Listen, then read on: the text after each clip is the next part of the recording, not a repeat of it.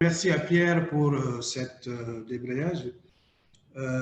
Comme vous venez de suivre donc cet exposé, je crois que vous avez compris tout l'intérêt de la prévention du paludisme chez les drépanocytaires.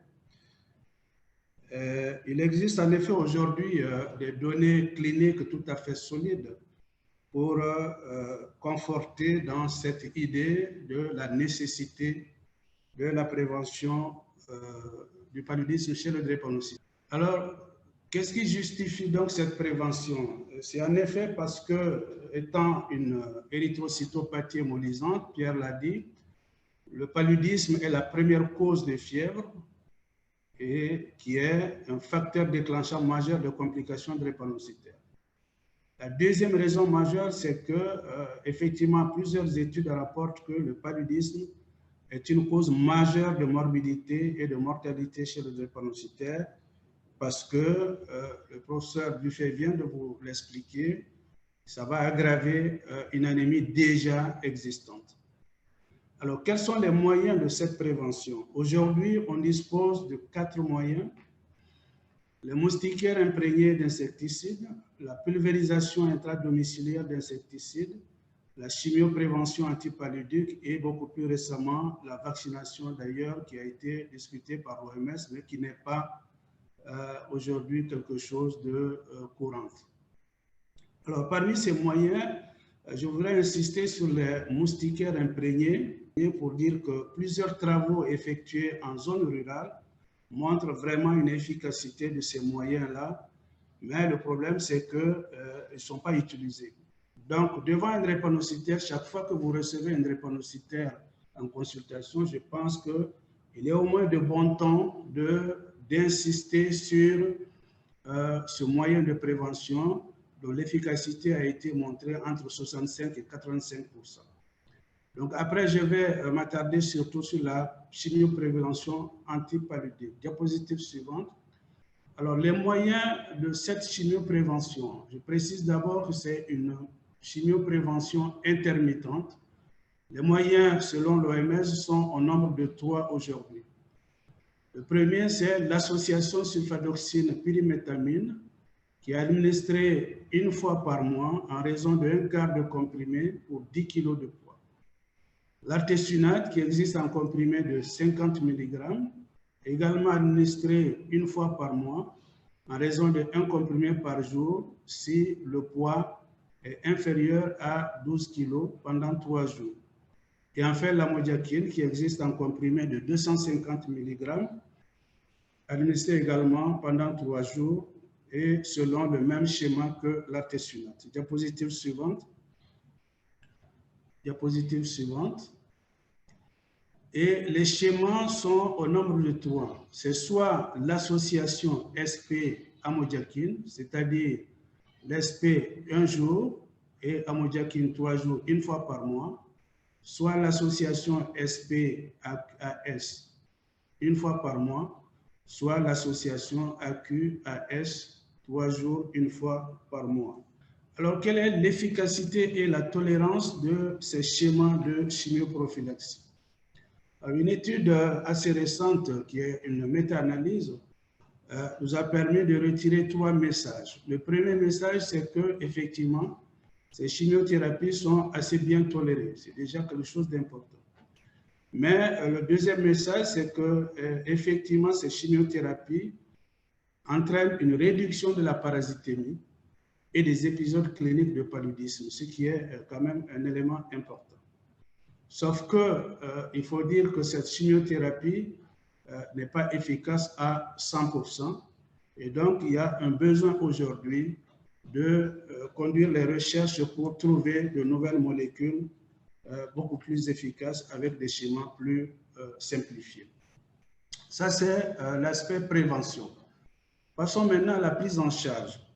Diapositive suivante. Alors, les aspects cliniques, y a-t-il une particularité? Non, il n'y a pas une très grande particularité parfois. C'est d'abord un tableau, je dirais, trompeur. C'est une fièvre ou une févricule avec ou sans frisson. Parfois, c'est un embarras gastrique avec des nausées, des vomissements, diarrhée. Et surtout, une nictère. Il faut faire attention à l'accentuation des nictères chez le drépanocytaire. Ça pourrait effectivement être une des manifestations de cette parasitose. Et enfin, une fatigue intense. Alors, le diagnostic, il est heureusement assez facile aujourd'hui et assez rapide avec les tests de diagnostic rapide, mais également la goutte épaisse qui est l'examen de référence. Ça doit être rendu très rapidement dans les 2 heures. Alors, quelle conduite tenir devant la survenue d'un paludisme chez le drépanocytaire? Je pense que toute infection palus, doit être considérée comme une forme grave de paludisme et traitée comme telle. De ce fait, diapositive suivante. Le traitement doit consister en l'administration d'antipaludiques d'abord par voie intraveineuse. C'est l'artesunate qui est utilisé pendant au moins 24 heures en raison de 3 mg par kilo par dose si le poids est inférieur à 20 kg et 2,4 mg par kilo si le poids est au moins égal à 20 kg. Autrement, c'est l'artéméter parce que certains enfants peuvent arriver effectivement avec des difficultés d'abord veineuses. Là, on administre l'artéméter en intramusculaire ou en intrarectal en raison de 10 mg kg.